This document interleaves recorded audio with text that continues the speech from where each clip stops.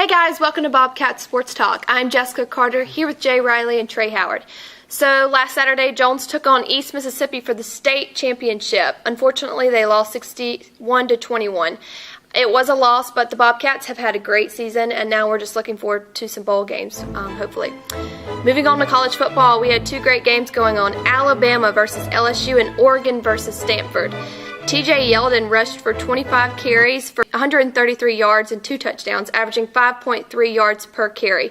McCarron, on the other hand, 14 of 20 for 179 yards, 70% completion rate, and 3 touchdowns.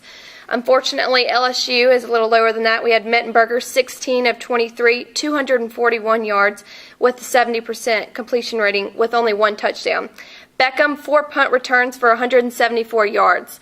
Oregon versus Stanford. Now, Oregon said they could take on Alabama, and that's who they wanted, but they couldn't even get past Stanford. Guys, what are your thoughts on these two games? Man, it feels good to be an Alabama fan. I'll put it that way. I'll have to say that seeing what Alabama did to LSU doesn't prove anything. To be completely honest, it was great. We beat LSU. Can't stand LSU in the first place. It was a good feeling. But it doesn't prove anything because Florida State is better than LSU. And if we get past the opponents that we need to get to Florida State, we're going to have to give way more than what they gave against LSU. And I think that this was a good test. I think it was a good matchup for Alabama. I think that AJ showed that he should be in the top 4, top 3 Heisman voting candidates. I think he should be in the top. But I think that TJ Yeldon showed a little bit of who he used to be. This season he hadn't been exactly TJ Yeldon like what we saw in his freshman candidacy, and he came out and now it's like, okay, dude. So I think that it was a good road test. I mean, it was a good test for Alabama, but it wasn't like, okay, this is a national championship. It wasn't an LSU team that they usually face. So it was great. Way to go, Alabama, 38-17. It was a win, but I'm not putting anything on it. Oh, really? I think we flipped the coin because, I was so impressed with Alabama in their game with LSU because they came out and they were hitting on all cylinders. They were passing well. They were defending well. They were running well. And LSU, on the other hand, they couldn't get going, and they tried to do too much to me. They tried to run. They used 4 different running backs instead of just going and feeding the big guy Jeremy Hill and let him run. They tried to change their game plan. They tried to use Terrence McGee. And they tried too hard to beat Alabama. And I want to point this out. I almost called you on this game because it was 31-17. You said Alabama will win 31-17. And it was 31-17 actually in that score. And I was like, no way Jay called this game. But Alabama punched another touchdown in. I almost called you, asked for another lottery ticket or something because you were too close. But yeah, Alabama, they looked amazing to me. And I'm looking at this game like, I don't think Florida State wants this. I don't think Florida State wants this Alabama because this Alabama is the national champion. Like, if they play this way, like they've been playing the last 4 games, this is a national championship team right here. Well, maybe I've put too much stock in Florida State.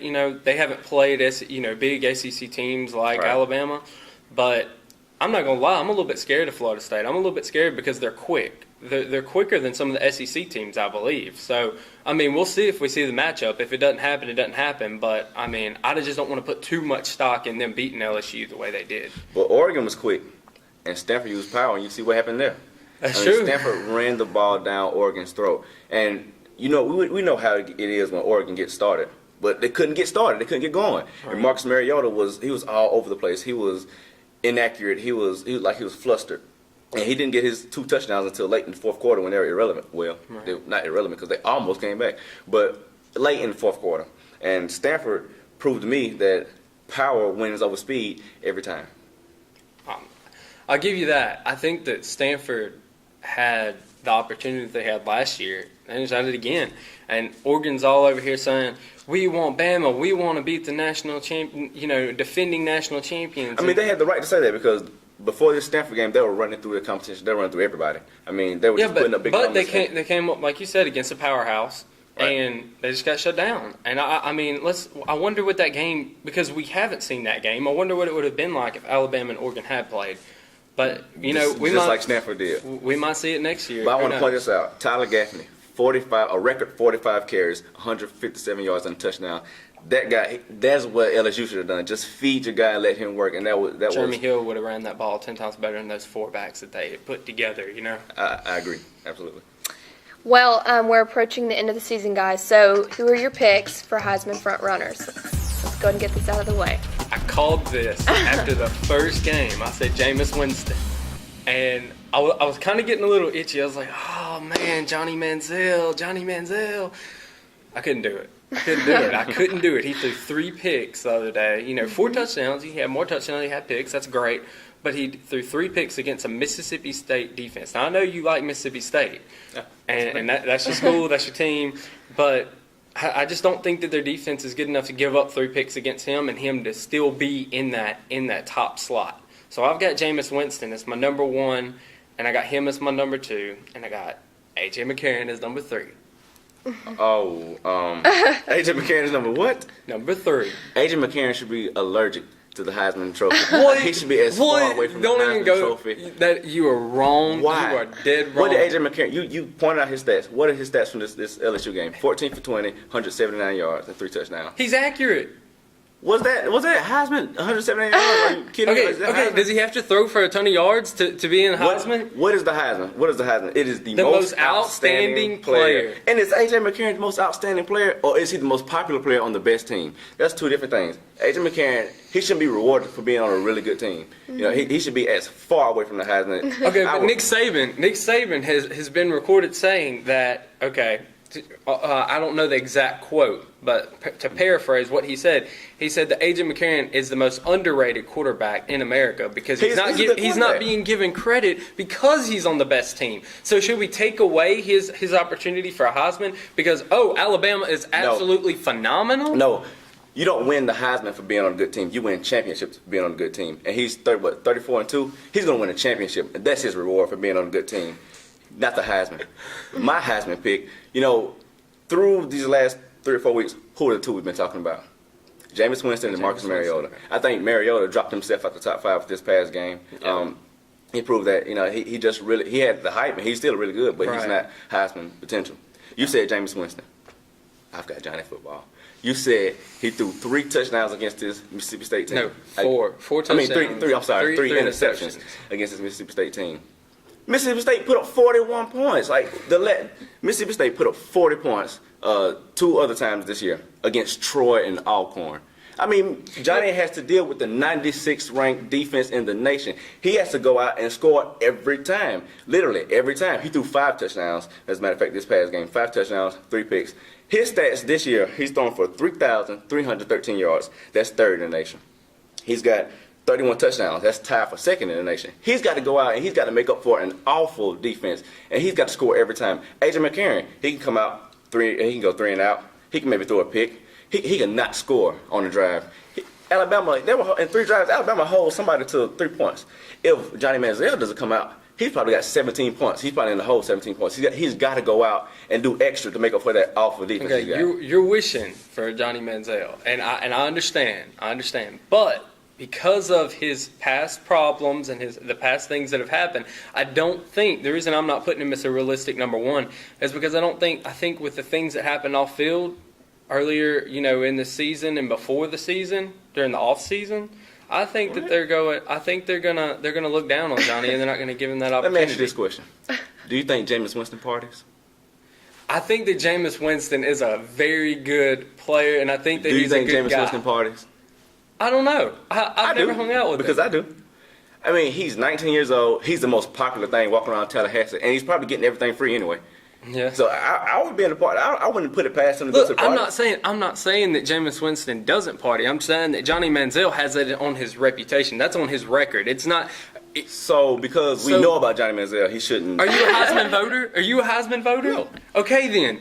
Those are older people, and they're going to vote based on what they believe the Heisman represents, what it stands for. So just because we know about Johnny Manziel party and we don't know about Jameis Winston, that means Jameis gets a pass. If I rob a bank, supposedly if I signed rob a autographs. bank and you rob a bank and I don't get caught, and you get caught, that means I get away with it. And I shouldn't. I Go don't to jail know. ever. You know what? We will see. We will see. I've got Jameis Winston as my number 1 candidate, and I've got Johnny Manziel as my number 2. I've got Manziel at number 1. I don't think the outfield has anything to do with his most outstanding player in college football, and he is. Well, I don't think it should, but it does. You put AJ McCarron on Texas A&M, they lose 5 games this year. You put who? AJ McCarron on Texas A&M, they lose 5 games. We'll see. We'll see. No, I'm just kidding. It's never going to happen. He's going to graduate after this year, and he's going to go to the NFL. I'm saying he's going to be a good quarterback. If he was the quarterback for Texas A&M, they wouldn't be nearly as good as they are now. How do you know? It's never Because happened. AJ McCarron can't win a game for you. He can only manage He it. won a game. He won a game for them whenever they played against LSU last season, 21-17. I don't remember that. I don't remember The final game. drive. I remember. He threw two passes for over 20 or 30 yards to Kevin Norwood, and then he hit T.J. Yeldon, and T.J. Yeldon ran it in the end zone. His defense is always top 5, right? Yeah. Johnny Manziel is the 96th ranked. I think you're overlooking that 96th ranked defense. That's awful. That's like how many teams are 120? And they're 96. Really? And he still goes out there and shows out. All right. That's I still got Jameis Winston. We'll see who wins. I told you there was that argument, so we went ahead and got it over with. Moving on to NFL MVP.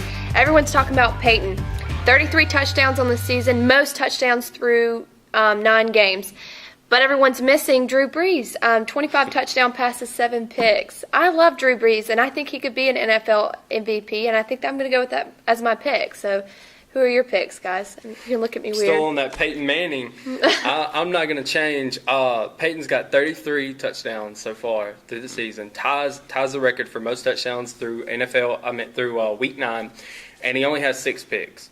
Those 6 picks, they were costly in some situations, but most of them weren't even his fault. Now, some of them were, but most of them weren't. My big concern about Peyton for the MVP. My big concern is the fumbles. When somebody sacks him and they get that right angle, he's had, I want to say, 5 fumbles so far this season.